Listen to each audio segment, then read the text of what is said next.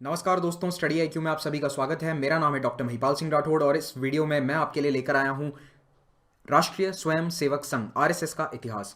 RSS का 94 सालों का जो इतिहास है काफ़ी लंबा है, बहुत सारे इंपॉर्टेंट इवेंट्स हैं। हम जानेंगे कि आरएसएस की स्थापना क्यों हुई, किसने करी, क्या कारण थे, आरएसएस की फिलोसफीज क्या है, आरएसएस ने कैसे अपने आप को स्वाधीनता संग्राम के साथ जोड़कर भी रखा लेकिन एक तरह से अलग भी रखा, कैसे देश की पॉलिटिक्स को पिछले 70 सालों में इन्फ्लुएंस किया है आरएसएस ने, क्या उसके क्रिटिसिजम्स हैं, इन सभी को हम डिस्कस करेंगे।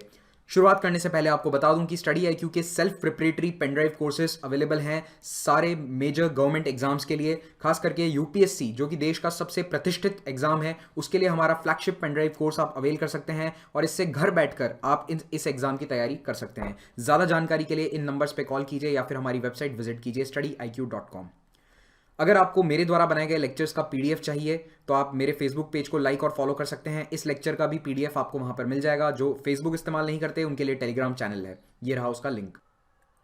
आरएसएस का नाम लेते ही दिमाग में सबसे पहली छवि आप लोगों के शायद यही आती होगी, एक आम आदमी के दिमाग में यही छवि आती है कि कुछ सफ़ेद शर्ट और खाकी पैंट्स पहने हुए या खाकी नेकर पहने हुए, हाथ में डंडा लिए हुए नौजवान या फिर आदमी चले जा रहे हैं, पथ संचलन कर रहे हैं या फिर एक आर्मी परेड सा मार्च कर रहे हैं। एक आम छवि आरएसएस की यही है, लेकिन there is more to RSS than this. RSS इससे कहीं व्यापक स्तर पर फैला हुआ है। आरएसएस केवल कुछ लोग हाथ में डंडा लेकर एक्सरसाइज करते हुए लोग नहीं है। हाँ, ये उसका एक बेसिक हिस्सा है, शाखा, जिसके बारे में मैं आपको बताऊंगा, लेकिन आरएसएस का कल्चरल और सोशल इंपैक्ट काफ़ी बड़ा है।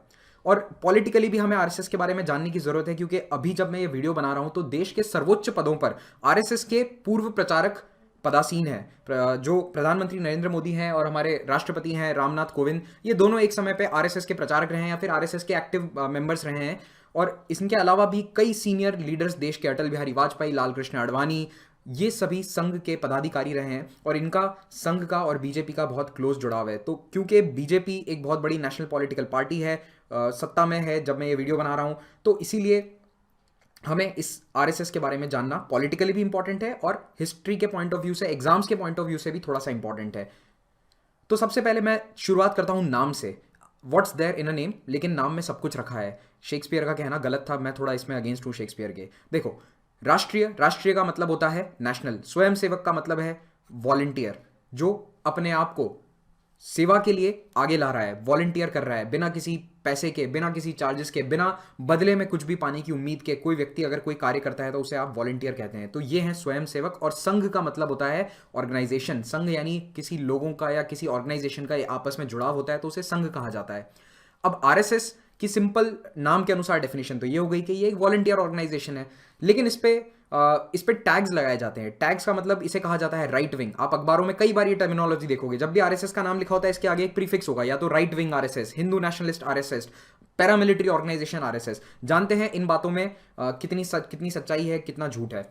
तो राइट विंग डेफिनेटली आप आरएसएस को कह सकते हैं, क्योंकि इसकी जो आइडियोलॉजीज हैं वो राइट विंग की तरफ झुकाव रखती हैं। लेकिन मैं कई बार अपने लेक्चर्स में पहले भी ये बात बोल चुका हूं, फिर से दोहराना चाहता हूं, भारत की politics traditional western liberal democracies के राइट और लेफ्ट के स्पेक्ट्रम में फिट नहीं बैठती है। भारत के अंदर लगभग सभी पार्टीज इकोनॉमिकली अगर आप देखो तो वो थोड़ी सी सोशलिस्टिक पॉलिसीज रखती हैं, और डिफरेंस बस इतना है, कल्चरल पॉलिसीज में थोड़ा सा कंजर्वेटिज्म है राइट विंग यानी बीजेपी की तरफ। बाकी कई पॉलिसीज में राइट और लेफ्ट का उतना डिफरेंशिएशन भारत में नहीं देखने को मिलता है। हिंदू नेशनलिस्ट डेफिनेटली आरएसएस को कहा जाता है। फिर तीसरा है टैग पैरामिलिट्री का।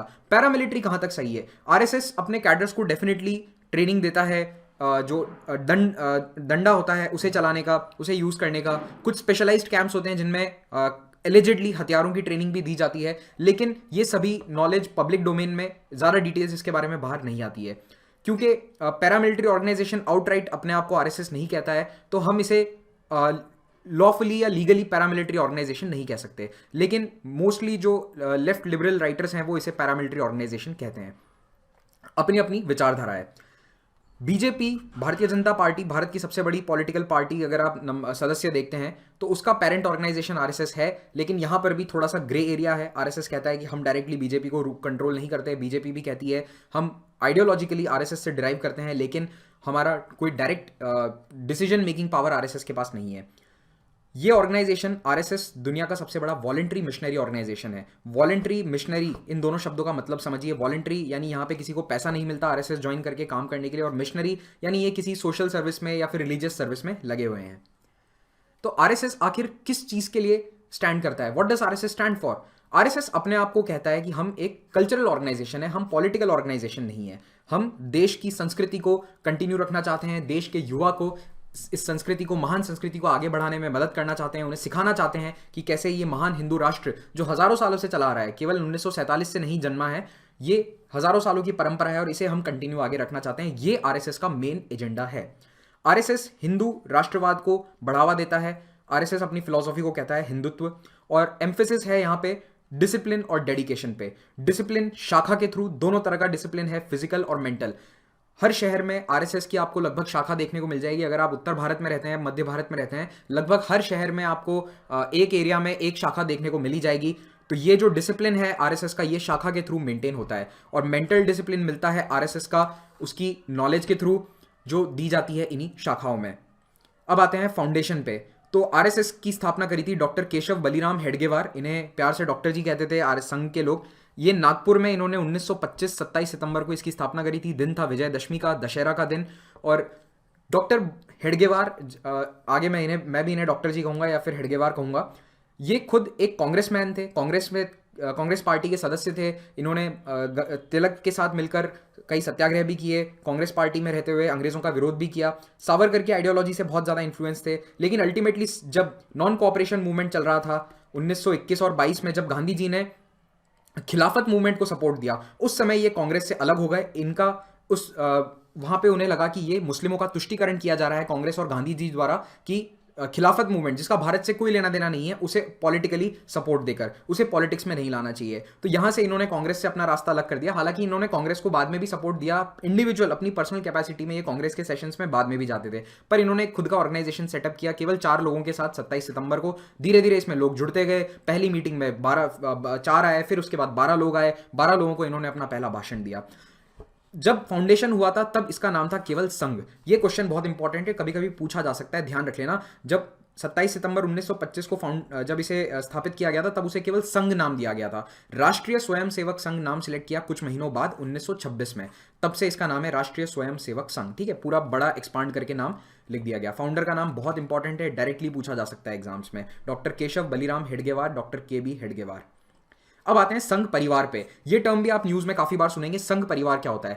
संघ परिवार लगभग 35 से अधिक ऑर्गेनाइजेशंस का एक समूह है जो अपने आप को आरएसएस की आइडियोलॉजी से जुड़ा हुआ पाते हैं। आरएसएस की छत्र छाया में ये ऑर्गेनाइजेशंस फले फूले हैं। आरएसएस एक तरह का अम्ब्रेला ऑर्गेनाइजेशन है, यानी आरएसएस एक बहुत बड़ी छतरी है जिसके नीचे ये सभी ऑर्गेनाइजेशंस फले फूले हैं। और ज्यादातर ऑर्गेनाइजेशंस को शुरू करने वाले आरएसएस के ही मेंबर्स हैं, जिन्हें आरएसएस के नेताओं ने डेप्यूट किया कि आप जाके किसान संगठन शुरू करो, आप जाके एक वर्कर्स यूनियन शुरू करो। इस तरह से अलग अलग ब्रांचेस बना दी गई आरएसएस की।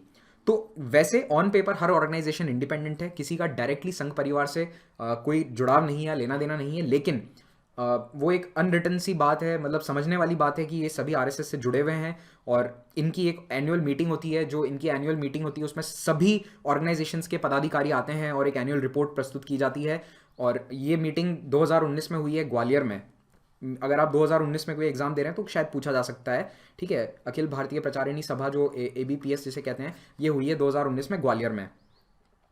तो ये यहाँ पे आरएसएस की जो कार्यकारिणी है वो इन सभी ऑर्गेनाइजेशंस के साथ मिलती है, बैठती है, अपडेट्स लेती है, क्या काम चल रहा है, क्या फ्यूचर एजेंडा है, इसमें डिस्कस किया जाता है। और संघ परिवार एक चीज़ के लिए बहुत फेमस है। संघ परिवार कभी 6 महीने, 1 साल या 2 साल की फिलोसफी में या फिर स्ट्रैटेजी में नहीं सोचता। इनकी थिंकिंग हमेशा लॉन्ग टर्म होती है। 20 साल, 25 साल, 15 साल, 50 साल में आगे का सोचते हैं। ये नहीं देखेंगे कि हम 6 महीने ये काम करते हैं तो 1 साल बाद ये फायदा मिलेगा, नहीं, ये लॉन्ग टर्म स्ट्रैटेजी में सोचते हैं। इसके लिए आरएसएस बहुत फेमस है। अब थोड़े कुछ ऑर्गेनाइजेशन हैं जिनके नाम जान लो, जो इन 35 संगठनों में से एक हैं संघ परिवार के। सबसे पहला और फेमस है भारतीय जनता पार्टी, जो कि एक तरह से आरएसएस का पॉलिटिकल आर्म है, आप कह सकते हैं। लेकिन लीगली आप नहीं कह सकते, क्योंकि भाजपा लीगली कहीं नहीं कहती कि हम आरएसएस का एक हिस्सा हैं। फिर है भारतीय किसान संघ, फिर भारतीय मजदूर संघ, ये बहुत इंपॉर्टेंट है, BMS। फिर सेवा भारती, सेवा भारती मेनली सोशल सर्विसेज या फिर बाढ़ के समय राहत देने में, रेस्क्यू ऑपरेशंस में मदद करती है। केरल में जो बाढ़ आई थी 2018 में, उसमें सेवा भारती ने बहुत ही अच्छा योगदान दिया था। राष्ट्रीय सेविका समिति, ये महिलाओं के लिए, याद रखना आरएसएस मेन ऑर्गेनाइजेशन में महिलाएं पदाधिकारी नहीं बन सकती हैं, केवल पुरुषों के लिए है। महिलाओं के लिए राष्ट्रीय सेविका समिति अलग बनी हुई है। फिर है एबीवीपी, जो कॉलेजेस में आप देखेंगे इलेक्शंस लड़ती है मेनली एबीवीपी। एक बहुत बड़ी भ्रांति है कि एबीवीपी भाजपा का यूनिट है, नहीं, एबीवीपी आरएसएस का यूनिट है, अखिल भारतीय विद्यार्थी परिषद। फिर विश्व हिंदू परिषद, जिसका संगठन इसे बनाया गया था ताकि जितने भी साधु संत हैं वो संगठित हो सकें और हिंदू धर्म का प्रचार प्रसार अच्छे से हो सके, तो इसीलिए 1960s में वीएचपी बनाई गई। हिंदू स्वयं सेवक संघ, जो कि ओवरसीज विंग है, एनआरआईज को जोड़ने के लिए। स्वदेशी जागरण मंच है, स्वदेशी को अपनाने के लिए, स्वदेशी को ज़्यादा फैलाने के लिए देश में। सरस्वती शिशु मंदिर और विद्या भारती एजुकेशनल इंस्टीट्यूट्स हैं, देश में हज़ारों स्कूलें चल रही हैं विद्या भारती ट्रस्ट के अधीन। धर्म जागरण समिति है, जो हिंदुओं को फिर से रिकन्वर्ट करती है, जो ऐसे आदिवासी जिन्हें क्रिश्चियनिटी में कन्वर्ट कर दिया गया है उनके रिकन्वर्जन्स के लिए धर्म जागरण समिति काम करती है। वनवासी कल्याण आश्रम बहुत इंपॉर्टेंट है, क्योंकि इसका नाम मोस्टली आपने न्यूज़ में नहीं सुना होगा, लेकिन ये आरएसएस का बहुत ही इंपॉर्टेंट संघ परिवार का बहुत ही इंपॉर्टेंट ऑर्गेनाइजेशन है। ये ट्राइबल्स के लिए काफ़ी काम करता है, खास करके झारखंड और छत्तीसगढ़ जैसे राज्यों में। फिर है मुस्लिम राष्ट्रीय मंच, इसकी शुरुआत 2012 या 13 में करी गई थी ताकि मुस्लिम्स भी आरएसएस से जुड़ सकें।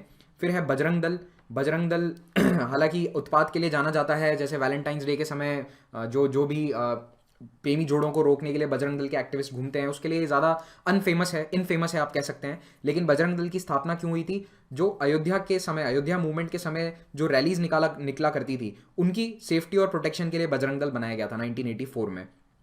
ज़्यादा इंपॉर्टेंट नहीं है। लघु उद्योग भारती स्मॉल इंडस्ट्रीज का नेटवर्क है। भारतीय विचार केंद्र एक थिंक टैंक है। विश्व संवाद केंद्र कम्युनिकेशन विंग और विवेकानंद केंद्र ये थिंक टैंक है, ये भी बहुत इंपॉर्टेंट है। जिन पे मैं स्टार मार्क कर रहा हूँ उन ऑर्गेनाइजेशंस के नाम आपको पता होने चाहिए, और हो सके तो देख लो कि इनके अभी करंट प्रेसिडेंट्स कौन है या करंट लीडर्स कौन है। ओके, क्योंकि अगर ये न्यूज़ में रहते हैं तो इनके लीडर्स के नाम पूछे जा सकते हैं, खास करके अगर आप बीजेपी रूल्ड स्टेट्स में कोई स्टेट पीसीएस या फिर कोई अन्य एग्जाम दे रहे हो। अब आ जाओ ऑर्गेनाइजेशन स्ट्रक्चर पे, आखिर आरएसएस काम कैसे करता है। ये यहाँ पे बहुत कंफ्यूजन है, क्योंकि देखो आरएसएस ऑफिशियली अपना स्ट्रक्चर कहीं नहीं बताता है कि ऑफिशियली हमारा ये स्ट्रक्चर है। आरएसएस के अंदर इंटरनल डेमोक्रेसी नहीं है कि कोई चुनाव होते हो। सर संघ चालक सबसे इंपॉर्टेंट आदमी है, he is the head of the RSS. Sir संघ चालक is like the president of RSS. Sir संघ चालक का सिलेक्शन कैसे होता है? जो पिछले सर संघ चालक हैं वो नॉमिनेट करेंगे कि मेरे जाने के बाद ये बनेगा, मेरे जाने के बाद ये बनेगा। बस ये डायरेक्ट नॉमिनेशन होता है, नाम ले लेते हैं कि अगला ये बनेगा। तो सबसे पहले थे केशव बलिराम हेडगेवार, फिर उसके बाद लक्ष्मण वामन परांजपे, फिर है एमएस गोलवलकर बहुत इंपॉर्टेंट है, इन्होंने कई साल तक आरएसएस को लीड किया। गोलवलकर और हेडगेवार के नाम जरूर याद रखना। फिर मधुकर दत्तात्रेय देवरस, राजेंद्र सिंह, के.एस. सुदर्शन और करंटली जब मैं ये वीडियो बना रहा हूं तब मोहन भागवत। ये है केशव बलिराम हेडगेवार, ये है करंट चीफ मोहन भागवत, और ये है गोलवलकर, एमएस गोलवलकर, या फिर गुरुजी के नाम से इन्हें जनरली आरएसएस के लोग जानते हैं, या फिर इन्हें बुलाते हैं गुरुजी, और इन्हें कहते हैं डॉक्टर जी। ये इनके टाइटल्स हैं, या कह सकते हो कि प्यार से इन्हें लोग ये बुलाते थे। अब आ जाओ लीडरशिप स्ट्रक्चर पे। अब ये नाम आप कभी कभी न्यूज़ में पढ़ोगे, इतने इंपॉर्टेंट नहीं है एक लेमैन के लिए, लेकिन जस्ट मैं बताना चाहता हूँ क्योंकि हम आरएसएस के बारे में जान रहे हैं तो फिर डिटेल में ही जानेंगे। आरएसएस में सबसे ऊपर है कौन होता है? सरसंघ चालक। सरसंघ चालक मोहन भागवत हैं जब मैं ये वीडियो बना रहा हूँ। उसके बाद जनरल सेक्रेटरी की पोस्ट होती है, राष्ट्रीय सर कार्यवाह। सर कार्यवाह जनरली 2 या 3 होते हैं, 2 या 3 जनरल सेक्रेटरी होते हैं, कुछ फिक्स नहीं है, 4 भी हो सकते हैं। फिर आते हैं सह कार्यवाह, ज्वाइंट जनरल सेक्रेटरी की पोस्ट है। अब ये आरएसएस नहीं कहता कि ये ज्वाइंट जनरल सेक्रेटरी है, ये हम जस्ट थोड़ा सा इजी करने के लिए मैं आपको ये बता रहा हूं कि ये ज्वाइंट जनरल सेक्रेटरी टाइप की पोस्ट है। फिर होता है क्षेत्रीय सर कार्यवाह। क्षेत्रीय सह कार्यवाह को कुछ स्टेट्स दे दिए जाएंगे या फिर एक जोन दे दिया जाएगा, ईस्टर्न जोन, नॉर्दर्न जोन, इस तरह से। फिर होंगे सह कार्यवाह। सह कार्यवाह इनको असिस्ट करेंगे, क्षेत्रीय सह कार्यवाह को, ये एक स्टेट में 2 या 3 होंगे। फिर आ जाते हैं सह प्रांत प्रचारक। सह प्रांत प्रचारक को किसी एक जोन का एक पार्ट दे देंगे। अगर जैसे यूपी है तो वेस्टर्न यूपी एक सह प्रांत प्रचारक होगा, या फिर प्रयाग जो है वो एक प्रांत होगा तो वहां पे सह प्रांत प्रचारक होगा, एक बड़ा जोन। ओके, फिर आते हैं प्रांत प्रचारक। प्रांत प्रचारक के पास कुछ शहर या फिर कुछ जिले होंगे, 4 जिले 5 जिले, तो वो हो जाएंगे प्रांत प्रचारक। ये बहुत इंपॉर्टेंट पोस्ट है। ये एक तरह से जो मेजर पोस्ट होती हैं, ये प्रांत प्रचारक और सह प्रांत प्रचारक जो हैं ये फुट सोल्जर्स हैं। प्रचारक लगभग इस वक्त 2500 प्रचारक हैं आरएसएस के अंदर, और यही मेन फुट सोल्जर्स हैं, या फिर ये टॉप लीडरशिप और ग्राउंड के बीच का कनेक्ट है। फिर आ जाता है महानगर कार्यवाह, जो एक सिटी का हेड होगा, उसके नीचे आपके लिए इंपॉर्टेंट नहीं है। फिर नीचे शाखाएं होती हैं, तो सिटी के अंदर भी, बड़े सिटीज़ के अंदर अलग अलग जोन्स होते हैं। मेनली आप तो बस ये याद रखो, सहकार्यवाह या फिर राष्ट्रीय सरकार्यवाह कभी कभी न्यूज़ में रहता है, इसलिए ये नाम आपको मैंने बता दिए हैं। प्रचारक इंपॉर्टेंट है। प्रचारक यानी जो प्रचार करता है, जो इन्फॉर्मेशन डिसेमिनेट करता है, ये लाइफ लॉन्ग फुट सोल्जर्स होते हैं। लगभग 2,500 मेंबर्स हैं जो परमानेंटली आरएसएस का काम करते हैं। ना इनका कोई घर का बिजनेस है, ना इनकी शादियां हुई है। इनका बैचलर होना ज़रूरी है ताकि इनकी कोई फैमिली लाइफ ना हो। अगर आपने परिवार का इकोनॉमी का, अपने बिजनेस का त्याग कर दिया है तो ही आप प्रचारक बन सकते हो। आपको अपनी पूरी जिंदगी आरएसएस को डिवोट करनी पड़ेगी। और जितने भी बड़े बड़े नेताओं के नाम आपने सुने हैं, अटल बिहारी वाजपेयी, नरेंद्र मोदी, ये सभी आरएसएस के प्रचारक रहे हैं। बहुत रेयर केसेस में कोई एक्सेप्शन होता है जब शादीशुदा प्रचारक आगे बढ़ा है, ठीक है। बाकी जनरली जितने प्रचारक रहे हैं सारे ब्रह्मचारी होते हैं या फिर बैचलर होते हैं। प्रांत प्रचारकों को कई बार आरएसएस के एलाइड ऑर्गेनाइजेशंस में अलग अलग रोल में भेज दिया जाता है। जैसे किसी को किसान संघ में भेज दिया जाएगा, किसी को बीजेपी के काम के लिए स्टेट लेवल पे डेप्यूट कर दिया जाएगा। तो इन्हीं प्रांत प्रचारक को डेप्यूटेशन पे भेजा जाता है। और आरएसएस के अंदर कोई फॉर्मल मेंबरशिप नहीं होती। अगर आप आरएसएस ज्वाइन करते हैं तो ऐसा नहीं है आपको एक आइडेंटिटी कार्ड मिल जाएगा, नहीं। आरएसएस के मेंबर आप नॉर्मली बन सकते हैं, नॉमिनली बन सकते हैं बाय ज्वाइनिंग अ शाखा। कि शाखा जाओ, रोज शाम को शाखा अटेंड करो, सुबह शाम, आप ऑटोमेटिकली आरएसएस के मेंबर हो और आप उस शाखा के मेंबर कहलाओगे। अब ये शाखा क्या है? शाखा एक बहुत ही सिंपल सी चीज़ है। शाम को इकट्ठा होते हैं लोग जो आरएसएस के मेंबर्स हैं या फिर जो भी आरएसएस की पॉलिसीज़ में, फिलॉसफी में बिलीव करता है। और ये आरएसएस का सबसे विजिबल एस्पेक्ट है क्योंकि हर शहर के हर गार्डन में लगभग एक शाखा चलती है, नॉर्थ इंडिया में एटलीस्ट। दक्षिण भारत में या फिर उत्तर पूर्व में थोड़ी सी कम है। बाकी उत्तर भारत और सेंट्रल इंडिया में, तो वेस्टर्न इंडिया में कंप्लीटली हर शहर के अंदर आपको एक एरिया में एक शाखा मिल जाएगी। तो शाखा जो है इस वक्त 2019 का लेटेस्ट अपडेट बता रहा हूँ, लगभग 59,000 शाखाएं ऑपरेट कर रही हैं, which is a huge number क्योंकि ये शाखाएं डेली होती हैं। और आई एम सॉरी, ये मार्च 2018 का फिगर है, ये वाला 2019 का फिगर है। 59,000 क्रॉस कर चुकी हैं। फिर होती है एक वीकली शाखा होती है कई जगह, जैसे कोई जॉब में है, बिजनेस में है, तो वो लोग वीकली शाखाएं अटेंड कर सकते हैं संडे को, तो वैसी चल रही हैं 17,000 प्लस। फिर मंथली शाखाज भी हैं जो 8,000 से प्लस रेगुलरली चल रही हैं। ये इनकी एनुअल रिपोर्ट आती है, आरएसएस की एक एनुअल रिपोर्ट होती है बाकायदा, उसमें ये डिटेल्स और फिगर्स दिए जाते हैं। और कितनी जगहों पर चल रही हैं? 37,000 प्लेसेस पे। जैसे एक सिटी के अंदर हो सकता है 10 शाखा चल रही है, किसी एक छोटे टाउन में 2 शाखा चल रही है, तो इसलिए नंबर ऑफ टाउन्स या सिटीज़ हो जाएगा 37,000 और शाखाएं हैं ऑलमोस्ट 60,000 के आसपास। और रफली आरएसएस के अंदर जो शाखा अटेंड करने वाले लोग हैं उनका नंबर 5 से 6 मिलियन के आसपास बताया जाता है। रफ एस्टिमेट है, यानी लगभग 60 से 60 लाख के आसपास लोग आरएसएस को एक्टिवली जाके शाखा में हिस्सा ले रहे हैं। शाखा में होता क्या है? शाखा में अगर बच्चे अटेंड कर रहे हैं तो बच्चों को खेल खिलाए जाते हैं, उसके बाद बच्चों को बिठाकर नेशनलिज्म के बारे में बताया जाता है, हिंदुत्व के बारे में बताया जाता है, या फिर अगर एडल्ट्स हैं तो उन्हें कुछ बेसिक एक्सरसाइजेस करवाई जाती हैं। डिसिप्लिन पे जोर है, प्रेयर होती है, नमस्ते सदा वत्सले मातृभूमि, ये वाली जो प्रेयर है ये आरएसएस की फेमस प्रेयर है जो हर शाखा में बाय डिफॉल्ट होती है। ध्वज को सैल्यूट किया जाता है जो भगवा ध्वज है आरएसएस का। और ये आरएसएस की यूनिफॉर्म थी, typical white shirt, black cap और नीचे ब्राउन नेकर। लेकिन 2016 में इस हाफ पैंट को रिप्लेस कर दिया गया है फुल पैंट से। और आरएसएस पे फासिज्म से इंस्पायर्ड होने का आरोप भी लगता है कई बार, क्योंकि कहते हैं कि जो इटली के जो मुसोलिनी की पार्टी थी उनकी इस तरह की यूनिफॉर्म थी जो आरएसएस ने डायरेक्टली कॉपी कर ली। ये बात काफ़ी हद तक सही है क्योंकि मुसोलिनी की जो पार्टीज थी, फासिस्ट पार्टीज थी, उनकी यूनिफॉर्म इस तरह की हुआ करती थी, सैल्यूट होते थे। तो इसी तरह का कुछ सैल्यूट आरएसएस ने भी अपना रखा है, हालांकि ये हिटलर के सैल्यूट से पूरी तरह से अलग है। और एक बात और बता दूं आपको कि हिटलर का जो एंटी जू प्रोग्राम था, गोलवलकर ने, जो उस वक्त सरसंघ चालक थे, उन्होंने उसके अगेंस्ट लिखा था कि जो ज्यूज के साथ हिटलर कर रहा है वो गलत है, ज्यूज को अलग देश मिलना चाहिए। इजराइल के वो फेवर में थे, लेकिन जो हिटलर की रेसिस्ट आइडियोलॉजी थी सुप्रीमेसी की, कि आर्यन रेस सुपीरियर है, उसमें वो बिलीव करते थे। तो हिटलर की कुछ बातों से वो एग्रीएबल भी थे।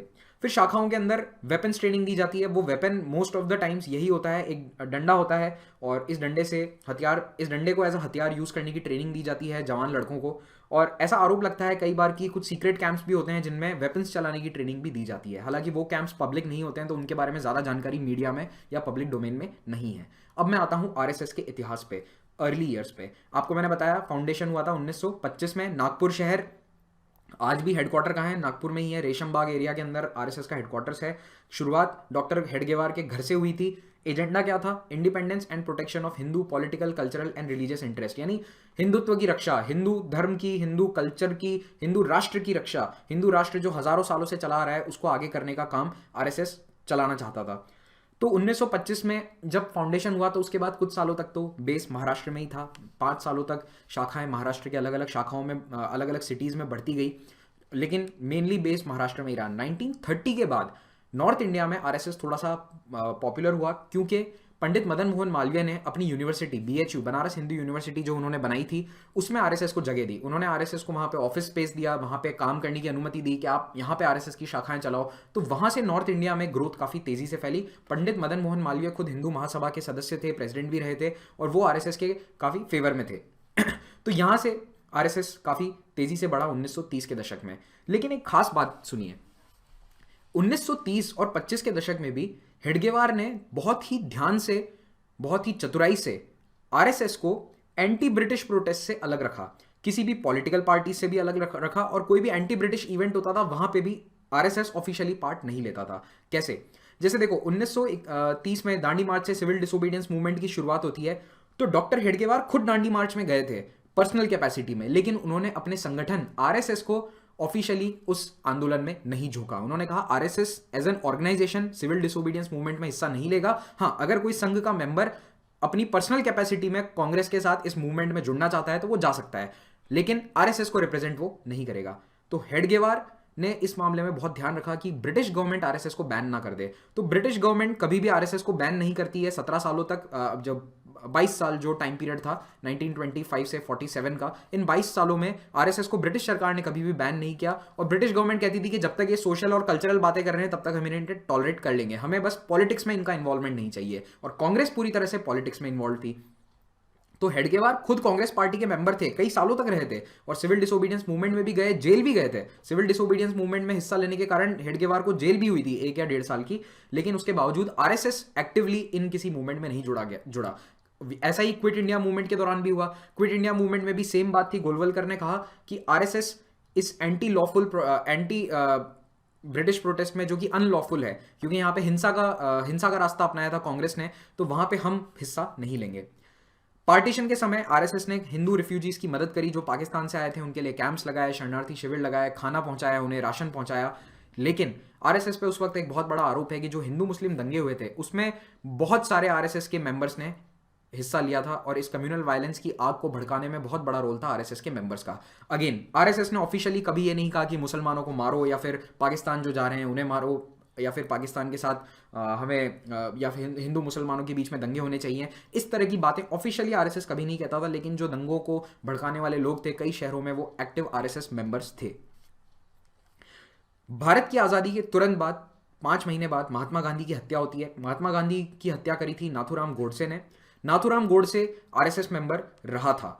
अब यहां पर भी फिर से पेच अटक जाता है, क्योंकि कई लोग बोलते हैं कि Nathuram Godse active RSS member था जब हत्या करी गई थी, लेकिन आरएसएस कहता है कि वो एक समय शाखा आया करता था, किसी समय वो आरएसएस का मेंबर था, लेकिन जब हत्या हुई थी उस समय कई सालों से आरएसएस का उसका कोई नाता नहीं था। लेकिन एक परसेप्शन ये बन गया महात्मा गांधी की हत्या के तुरंत बाद कि आरएसएस के नाथूराम गोडसे ने हत्या करी है, आरएसएस के लीडर्स का इसमें इन्वॉल्वमेंट है। हत्या के तुरंत बाद 4 फरवरी को, केवल 4 दिन बाद ही आरएसएस को बैन कर दिया गया। ये आजाद भारत में आरएसएस का पहला बैन था। 3 बार आरएसएस बैन हुआ है, ये पहला बैन था।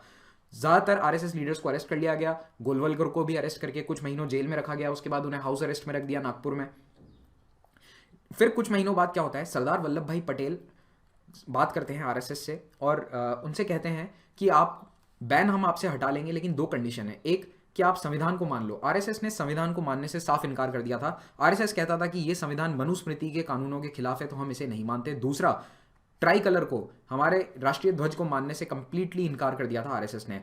और आरएसएस के हेडक्वार्टर पे ट्राई कलर को कभी नहीं फहराया जाता था, केवल 2 बार फहराया था, 15 अगस्त 1947 और 26 जनवरी 1950, यानी आज़ादी का दिन और कॉन्स्टिट्यूशन एक्सेप्टेंस वाला दिन। सिर्फ 2 दिन राष्ट्रीय ध्वज फहराया गया था आरएसएस हेडक्वार्टर पे। तो ये दोनों सबसे बड़ी डिमांड थी सरदार वल्लभ भाई पटेल की। ऑन पेपर आरएसएस ने दोनों को मान लिया कि हाँ ठीक है, हम संविधान के अगेंस्ट अब नहीं बोलेंगे, हम मानते हैं कि संविधान भारत में लागू होगा, और ट्राई कलर को हम एक्सेप्ट करते हैं। लेकिन 2002 तक आरएसएस ने अपने हेडक्वार्टर पे भगवा ध्वज फहराया, ट्राई कलर नहीं फहराया। 2002 में 50 साल बाद, 52 सालों बाद दोनों ध्वज एक साथ फहराए गए, भगवा ध्वज और हमारा राष्ट्रीय ध्वज तिरंगा। महात्मा गांधी की हत्या के बाद जो जस्टिस कपूर कमीशन बिठाया गया था, उसने ये कहा कि डायरेक्टली हमें कोई लिंक नहीं मिला है कि आरएसएस का महात्मा गांधी की हत्या में कोई इन्वॉल्वमेंट था, लेकिन हम ये ज़रूर जानते हैं कि जो अक्यूज्ड हैं वो किसी समय आरएसएस के मेंबर्स रहे थे। और मैंने आपको बताया कि गांधी की हत्या से काफ़ी दुखी हैं, लेकिन देश भर में कई जगह ऐसा देखने को मिला था कि आरएसएस के लोग मिठाइयाँ बांट रहे थे गांधी जी की हत्या के बाद। तो इसीलिए ऑफिशियली, लीगली आरएसएस को नहीं ठहराया गया दोषी। और ये भारत की राजनीति में आज भी एक बहुत ही कंट्रोवर्शियल पॉइंट है। आप देखेंगे जब तब कांग्रेस का कोई ना कोई नेता इस बात को उठा देता है कि महात्मा गांधी की हत्या करने वाले उनको वोट मत दीजिए और इस तरह की बातें करते हैं, और जबकि दूसरी ओर भाजपा और आरएसएस कहते हैं कि इसका लीगल प्रूफ कहाँ है कि आरएसएस ने महात्मा गांधी की हत्या करी थी। तो ये थोड़ा सा ग्रे एरिया है। अब आप जिस फिलोसफी को, जिस पॉलिटिकल एजेंडे को आप मानते हैं, आप उसे मानिए, आप फ्री हैं। भारत एक आज़ाद देश है। अब आते हैं हम आज़ादी के बाद 1948 में जब आरएसएस पे बैन हुआ, तो आरएसएस के नेताओं को ये चीज़ समझ में आई कि हमारा पॉलिटिक्स में हमारी आवाज़ उठाने वाला कोई नहीं है। आज अगर हमें बैन कर दिया तो सत्ता के गलियारों में हमारी बात पुरजोर तरीके से रखने वाला कौन है? कोई नहीं, क्योंकि हम तो पॉलिटिक्स से दूर है। क्योंकि आरएसएस क्यों बनाया गया था? As a cultural organisation, politics से उसका कोई लेना देना नहीं था, ऐसा वो कहते थे। तो उन्होंने कोई पॉलिटिकल पार्टी को सपोर्ट भी नहीं किया। लेकिन स्थिति चेंज होती है उस बैन के बाद। जब बैन हटा, 1949 में ही बैन हट गया था, उसके बाद सीरियसली लीडर्स ने सोचना शुरू किया कि हमें पॉलिटिकल पार्टी बनानी पड़ेगी। और गोलवलकर ने श्यामा प्रसाद मुखर्जी से संपर्क किया। श्यामा प्रसाद मुखर्जी पहले हिंदू महासभा के लीडर थे, फिर नेहरू की जो कैबिनेट थी, पहली कैबिनेट थी भारत की, उसमें ये मंत्री भी थे, इंडस्ट्रीज मिनिस्टर थे। इनसे बातचीत करी गई क्योंकि ये थोड़े से राइट विंग लीडर थे, और इन्होंने कांग्रेस छोड़ दी और भारतीय जनसंघ का गठन किया गया। दीनदयाल उपाध्याय, श्यामा प्रसाद मुखर्जी, लाल कृष्ण आडवाणी और अटल बिहारी वाजपेयी के साथ। तो इन सभी नेताओं ने मिलकर बनाई भारतीय जनसंघ, और जिसको पूरा सपोर्ट हासिल था आरएसएस का। तो ये पहली बार आरएसएस ऑफिशियली किसी पॉलिटिकल पार्टी को सपोर्ट दे रहा है। 1952 की बात है।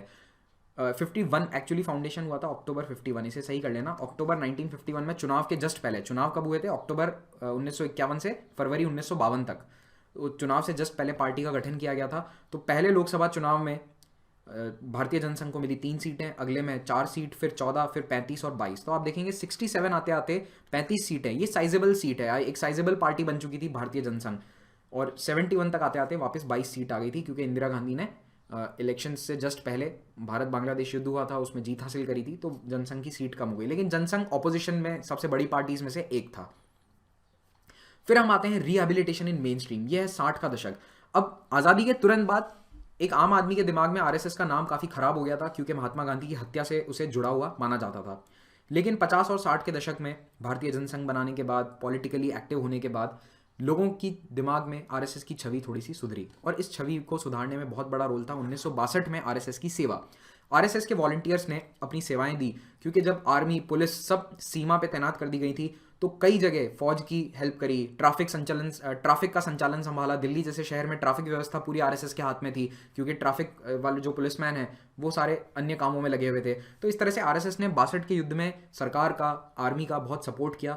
और जवाहरलाल नेहरू की खुद की जो इमेज, उनके दिमाग में जो इमेज थी आरएसएस की, वो भी काफ़ी हद तक सुधरी। पंडित नेहरू ने 1963 की रिपब्लिक डे परेड में खुद आरएसएस को इनवाइट किया, और आरएसएस का एक जो दल है उसने आर्मी, पैरामिलिट्री और पुलिस के साथ साथ रिपब्लिक डे परेड में मार्च किया हुआ है। तो ये 1963 में हुआ था, एकमात्र ऐसा इंस्टेंस है जब आरएसएस ने रिपब्लिक डे परेड में मार्च किया। फिर 1964 में विश्व हिंदू परिषद की स्थापना करी गई। ये मेनली गोलवलकर का आइडिया था कि जितने भी साधु, महात्मा, संत, जितने भी अलग अलग धर्म संप्रदाय हैं हिंदू धर्म में, वो एक मंच पर आए, इनका समागम हो, और हिंदू धर्म को दुनिया में फैलाने के लिए, हिंदू धर्म की फिलॉसफी को बाहर तक ले जाने के लिए एक विश्व हिंदू परिषद का प्लेटफॉर्म दिया जाए, एक ऑफिशियल ऑर्गेनाइजेशन का प्लेटफॉर्म दिया जाए। फिर आते हैं हम 70s में। अब 70 का दशक आते आते प्रधानमंत्री इंदिरा गांधी के खिलाफ केसेस चल रहे थे। इलाहाबाद हाईकोर्ट ने उनके खिलाफ फैसला दिया राजनारायण केस में, और इसीलिए 1975 में, आई एम सॉरी, या 1975 होना चाहिए, इंदिरा गांधी ने इमरजेंसी प्रोक्लेम कर दी। अगर आपको इसके बारे में ज़्यादा जानना है तो आप मेरे इमरजेंसी का लेक्चर देख सकते हैं, आपको प्लेलिस्ट में मिल जाएगा, सर्च कीजिए इमरजेंसी स्टडी आईक्यू, आपको लेक्चर मेरा मिल जाएगा। तो 25 जून को इमरजेंसी लागू करी गई और 4 जुलाई को आरएसएस को बैन कर दिया गया। आरएसएस को क्यों बैन किया? क्योंकि आरएसएस जेपी मूवमेंट में, जयप्रकाश नारायण के मूवमेंट में पूरी तरह से जेपी के साथ था, इंदिरा गांधी के खिलाफ था। तो इंदिरा गांधी आरएसएस से बहुत नाराज थी, और इसीलिए इमरजेंसी लागू होते ही one of the first organisation जिसे बैन किया गया था वो था आरएसएस। भारतीय जनसंघ के जितने भी नेता हैं उन्हें जेल में डाल दिया गया, जो जेल में नहीं थे वो अंडरग्राउंड हो गए, भूमिगत हो गए। और आरएसएस के कई नेताओं ने अंडरग्राउंड ऑर्गेनाइजेशन संभाला, प्रोटेस्ट किए इमरजेंसी के खिलाफ। ज़्यादातर सारे नेता भूमिगत हो गए थे और ज़्यादातर बड़े बड़े नेता जो हैं वो जेल में डाल दिए गए थे, जैसे लाल कृष्ण आडवाणी या फिर अटल बिहारी वाजपेयी। 77 में जब चुनाव हुए, इमरजेंसी हटाई गई 1977 में, उस समय भारतीय जनसंघ सारी ऑपोजिशन पार्टीज के साथ मिलकर मर्ज हो जाता है जनता पार्टी के अंदर। जनता पार्टी ये चुनाव जीत जाती है और जनता पार्टी 77 में पावर में आती है। लेकिन जनता पार्टी में 79 और 80 में एक प्रॉब्लम आती है। एक्चुअली विपक्ष इतना यूनाइटेड नहीं था। विपक्ष में कई पार्टियां इस बात से खफा थी कि कई सरकारी मंत्री, सरकारी लोग जो जनता पार्टी में हैं, पावर में हैं, वो आरएसएस के भी मेंबर हैं, वो आरएसएस का भी काम कर रहे हैं और सरकार का भी काम कर रहे हैं। जैसे अटल बिहारी वाजपेयी विदेश मंत्री थे, लेकिन आरएसएस के भी मेंबर थे, आरएसएस का भी काम करते थे, उसके लिए भी भाषण देते थे। तो इससे जनता पार्टी के जो दूसरे घटक दल हैं वो सारे परेशान थे। उन्होंने कहा ड्यूअल मेंबरशिप नहीं चलेगी, या तो आप आरएसएस का काम करो या फिर जनता पार्टी का काम करो। इस बात पे जनता पार्टी दो फाड़ हो गई, जनता पार्टी बिखर गई, टूट गई और फाइनली 1980 में जनता पार्टी के टूटने के बाद बनती है भारतीय जनता पार्टी। और उस भारतीय जनता पार्टी में मेनली जो पुराने जनसंघ के नेता थे वो सभी वापस आ जाते हैं। अच्छा, बाय द वे, जो सेकंड वाला बैन था वो इस सरकार ने आते ही हटा दिया था, चुनाव से पहले ही हट गया था। मार्च 22 1977 को ये वाला बैन हट गया था, जो दूसरा वाला बैन है। तो ये उस समय की न्यूज़ रिपोर्ट है। जनता पार्टी पावर में आ गई थी, कई राज्यों में भी उसके बहुमत मिला था। तो अब आप समझिए ये इलेक्शन आरएसएस के लिए इंपॉर्टेंट क्यों है। 77 वाला, 77 में पहली बार आरएसएस ने सत्ता का स्वाद चखा। आरएसएस के प्रचारक मंत्री बना दिए गए, जैसे अटल बिहारी वाजपेयी। आरएसएस के कई अन्य नेता राज्य सरकारों में मंत्री बने, राज्य सरकारों में उनके पास पावर आया। तो पहली बार उन्होंने सत्ता को स्वाद चखा और इसका पॉजिटिव उपयोग करते हुए शाखाएं बढ़ाई गई, अपना एजेंडा आगे लाया गया। अब आते हैं 1980 के दशक में। 1980 में जो चुनाव होते हैं उनमें फिर से इंदिरा गांधी जीत गई, जनता पार्टी बिखर गई, भारतीय जनता पार्टी बनती है 1980 में। उसमें ज़्यादातर पुराने जनसंघ के नेता थे। अब इसी समय 1982 के आसपास विश्व हिंदू परिषद ने राम जन्मभूमि का मुद्दा जोर शोर से उठाने की ठानी। वीएचपी ने कहा कि पॉलिटिकली हमें अब लड़ना होगा अयोध्या जन्मभूमि के मुद्दे के लिए। अभी तक भी वो मामला कोर्ट में चल ही रहा था, उस समय भी चल रहा था। अगर आपको इसके बारे में डिटेल में जानना है, अगेन मेरा अयोध्या मूवमेंट के बारे में वीडियो देखिए। लेकिन वीएचपी कहती है कि अब इसे पॉलिटिकली हम आगे ले जाएंगे। और वीएचपी को बैकग्राउंड सपोर्ट किसका था? आरएसएस का। लेकिन आरएसएस का मेन एजेंडा नहीं था कि राम जन्मभूमि का इशू हम उठाएंगे। आरएसएस ने कभी डायरेक्टली इसमें अपना इन्वॉल्वमेंट नहीं रखा। आगे बढ़कर जितना भी काम फ्रंट पे किया है वो वीएचपी ने किया है इनिशियली। 86 के बाद बीजेपी एज अ पार्टी भी इस मुद्दे के साथ जुड़ गई। 80 से लेकर 86 के बीच में बीजेपी इतना फोर फ्रंट पे नहीं थी राम जन्मभूमि मुद्दे के। हाँ, वीएचपी को सपोर्ट जरूर देती थी, लेकिन जोर शोर से पॉलिटिक्स में इसका इन्वॉल्वमेंट नहीं था। 85-86 के आसपास जब लाल कृष्ण आडवाणी बीजेपी के अध्यक्ष बनते हैं, तब उन्होंने इस मुद्दे को जोर शोर से उठाया, रथ यात्रा करी और इसका पॉलिटिकल बहुत फायदा मिला बीजेपी को। अच्छा, एक बात और समझिए, आरएसएस ऐसा नहीं है कि केवल बीजेपी को कंट्रोल करता था। आरएसएस का पावर इतना ज़्यादा था क्योंकि आरएसएस का ग्राउंड लेवल पे कैडर है, ग्राउंड लेवल पे बेस है। आरएसएस के कहने पे लोग एक से दूसरी तरफ वोट कर सकते हैं। तो इसीलिए आरएसएस के पावर से कांग्रेस की सरकारें भी झुकती थी। इसका सबसे बड़ा उदाहरण है 1986 में जब अयोध्या मंदिर का गेट खोला गया। राम जन्मभूमि टेम्पल जो है उसके गेट पे ताला लगा हुआ था कई सालों से, और इस ताले को खोल दिया गया। दूरदर्शन पे इसका लाइव प्रसारण किया गया और ये इसलिए हुआ क्योंकि आरएसएस ने कांग्रेस गवर्नमेंट पे प्रेशर बनाया था। फिर 1989 में शिला पूजन किया गया। ठीक है, शिला पूजन किया गया मंदिर का, और इस शिला पूजन की भी अनुमति किसने दी? सीधी सी बात है, अगर कांग्रेस डायरेक्टली कहीं ना कहीं हाँ नहीं भरती तो शिला पूजन करना पॉसिबल नहीं था। यानी यहाँ पे कोई एक्शन नहीं लिया गया। जो वीएचपी के लोग हैं वो शिला पूजन करके चले गए। तो ये दो इवेंट्स बताते हैं कि आरएसएस ऐसा नहीं है कि केवल बीजेपी पे अपना सारा दारोमदार रखती है। जब आरएसएस का काम निकल रहा है तो वो कांग्रेस पे भी दबाव बनाएगी, वो वीएचपी का भी इस्तेमाल करेगी और वो बीजेपी का भी इस्तेमाल करेगी। So BJP is only one of the political arms of RSS. BJP को इस मुद्दे को उठाने से काफी फायदा मिला पॉलिटिकली, इलेक्टोरली। कैसे? आप देखिए, 1984 में भाजपा केवल 2 सीटें जीत पाई, लेकिन जब राम जन्मभूमि का मुद्दा एकदम से लोगों के दिमाग पे छाया, आडवाणी ने इसके लिए काफ़ी यात्राएं करी। उनमें से एक जो सोमनाथ से अयोध्या वाली फेमस यात्रा है 1989 की, वो भी करी।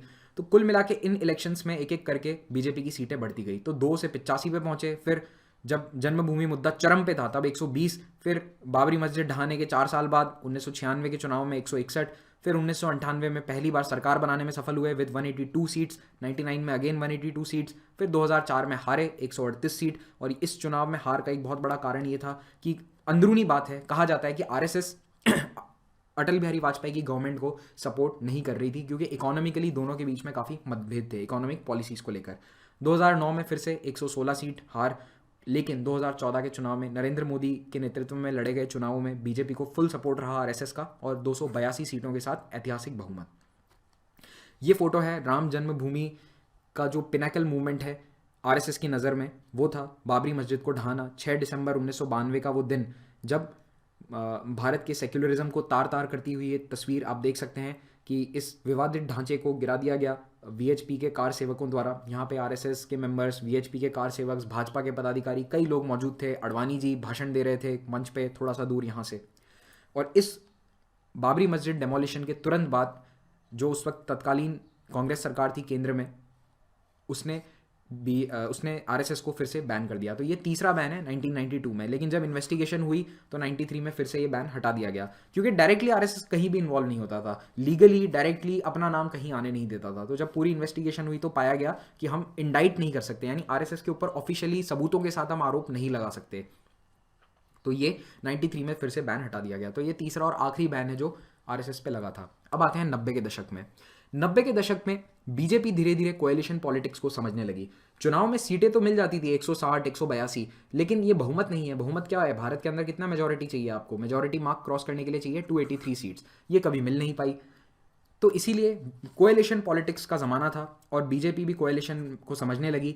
और इस कोएलिशन धर्म के कारण कई बार आरएसएस और बीजेपी में टकराव होता था, क्योंकि बीजेपी के साथ जो दूसरे दल आके एनडीए बनाते थे उनकी पॉलिसीज थोड़ी सी अलग होती थी, थोड़े से सोशलिस्टिक होते थे, और आरएसएस हर बार उनसे एग्री नहीं करती थी। खास करके इकोनॉमिक फ्रंट पे बहुत नुकसान झेला दोनों ने, क्योंकि यशवंत सिन्हा के समय एफडीआई की जब भी बात उठी कि फॉरेन डायरेक्ट इन्वेस्टमेंट होगा रिटेल में, डिफेंस में, तो यहाँ पे सरकार चाहती थी कि फॉरेन डायरेक्ट इन्वेस्टमेंट आए, लेकिन आरएसएस इसके खिलाफ थी। इतना ज़्यादा प्रेशर हुआ कि यशवंत सिन्हा को एज फाइनेंस मिनिस्टर इस्तीफा देना पड़ गया था इकोनॉमिक पॉलिसीज के कारण, आरएसएस के दबाव के कारण। तो अटल बिहारी वाजपेयी खुद भी पर्सनली इतना फेवर में नहीं थे कि आरएसएस इकोनॉमिक फ्रंट पे इतना हमें गाइड करे या फिर इतना हम पे प्रेशराइज करे। तो ऐसा माना जाता है कि 2003-4 आते आते अटल बिहारी वाजपेयी और आरएसएस के बीच में दूरियां बढ़ गई थी, यानी सरकार और आरएसएस के बीच में दूरियां बढ़ गई थी। और इसी कारण 2004 का जो चुनाव है उसमें हार के कारणों में से एक ये भी बताया जाता है कि आरएसएस पूरी तरह से बीजेपी के साथ नहीं था, मतलब अगेंस्ट नहीं था, लेकिन जितना काम वो कर सकते थे शायद उतना नहीं किया गया, उतना प्रमोशन नहीं किया गया। स्वदेशी जैसे कई मुद्दों पे दोनों में डिफरेंसेस थे। तो मेनली इकोनॉमिक पॉलिसीज पे बहुत ज़्यादा दबाव था। लेकिन 2013-14 आते आते आरएसएस कैडर्स बीजेपी की जीत में बहुत ही महत्वपूर्ण थे। आरएसएस ने अपनी पूरी ताकत झोंक दी बीजेपी को चुनाव जिताने में 2014 के जनरल इलेक्शंस। अब आते हैं आरएसएस की फिलॉसफी पे।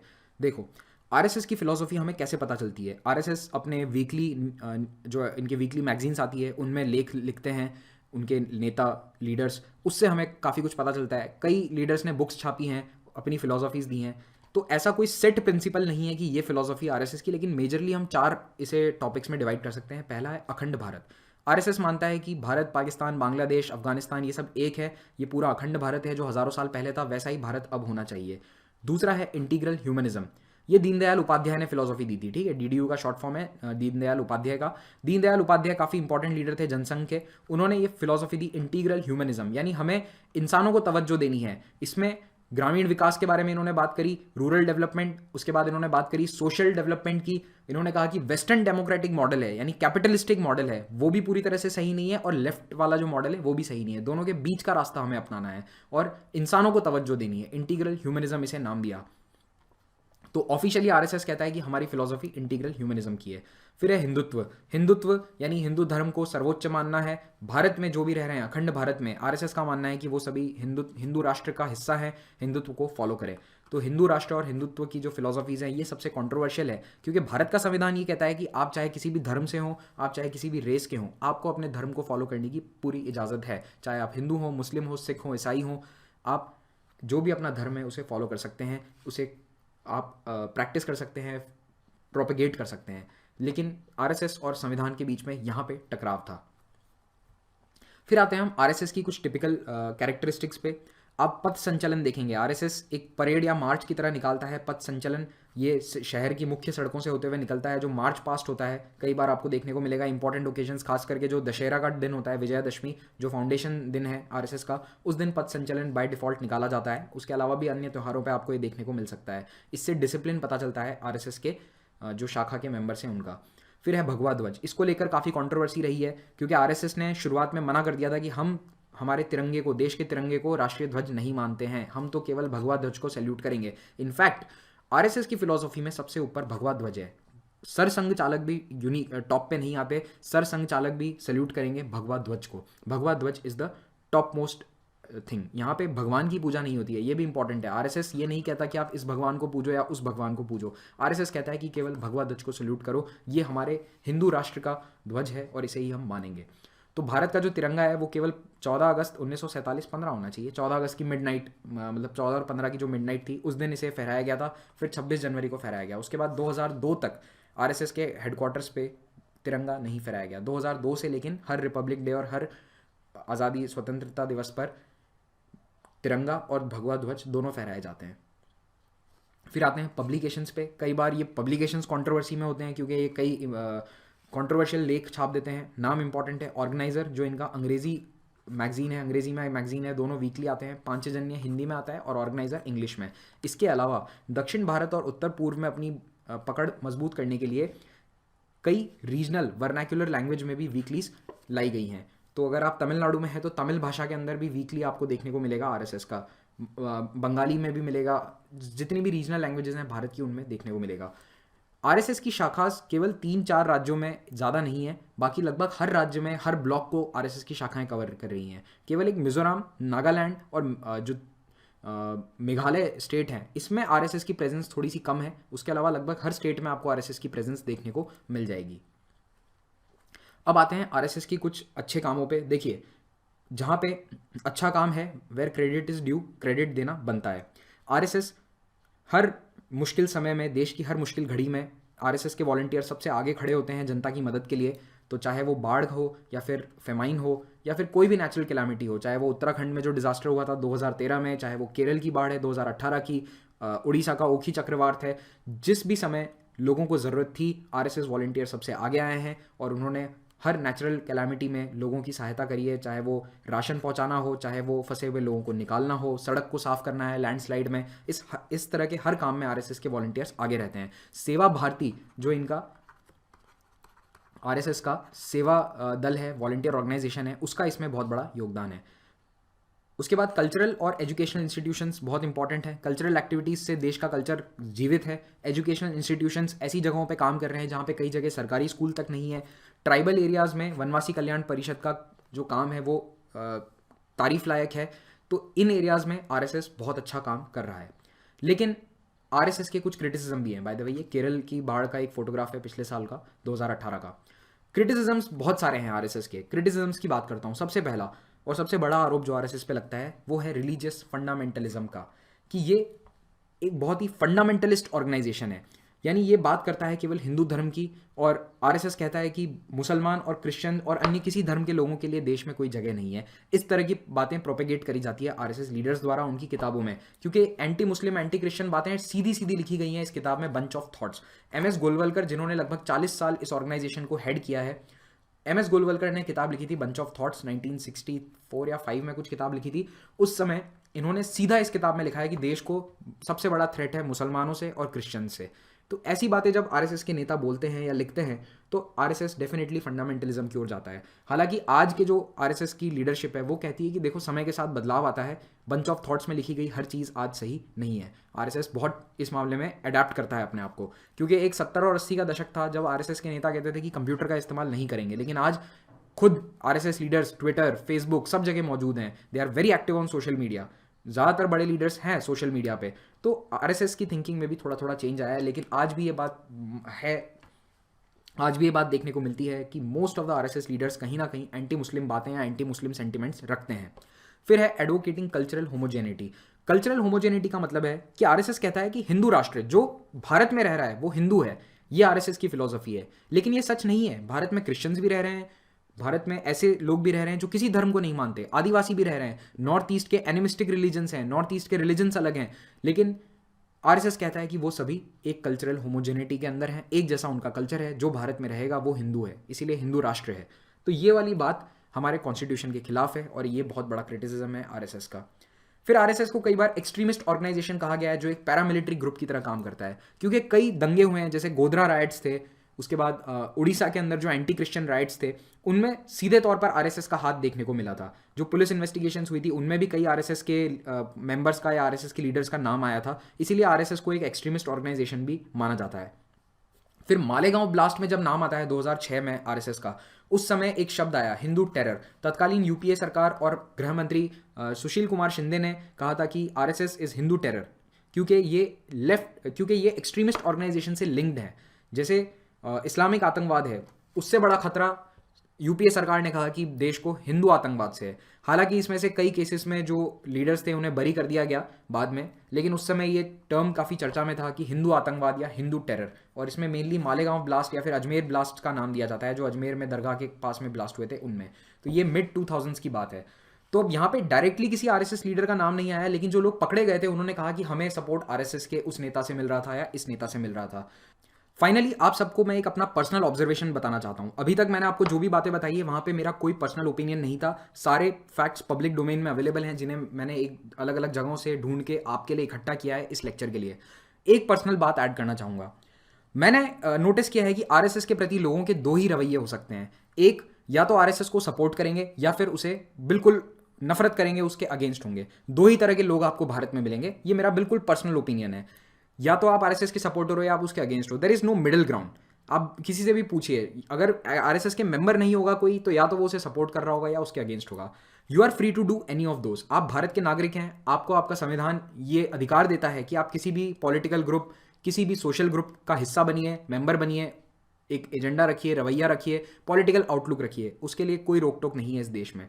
लेकिन आपके उस रवैये को दूसरों पे मत थोपिए। बस मेरा इतना आपसे सभी से रिक्वेस्ट है। कमेंट्स में भी आप इस तरह के कमेंट्स मत करिए कि तुम ऐसे हो, तुम वैसे हो, तुम्हारी सोच वैसी है। इस तरह के नेगेटिव कमेंट्स मत करिए। आप अपना व्यू पॉइंट आगे रखिए। अगर अगले को आपका व्यू पॉइंट सही लगेगा तो वो ऑटोमेटिकली उससे सहमत हो जाएंगे। किसी को डरा धमका के अगर आप उससे वो बात मनवाएंगे तो उसका कोई मतलब नहीं है। अगर आपकी बात में दम है तो उसे पॉजिटिवली लोगों पे उस बात को इंप्रेस करने दीजिए, लोगों को पॉजिटिवली उसका इंप्रेशन जाने दीजिए। लोग खुद ब खुद आपकी बात से सहमत होंगे। इसी नोट के साथ, पॉजिटिव नोट के साथ आप सभी से अलविदा लेना चाहता हूँ। Thank you very much, have a great day.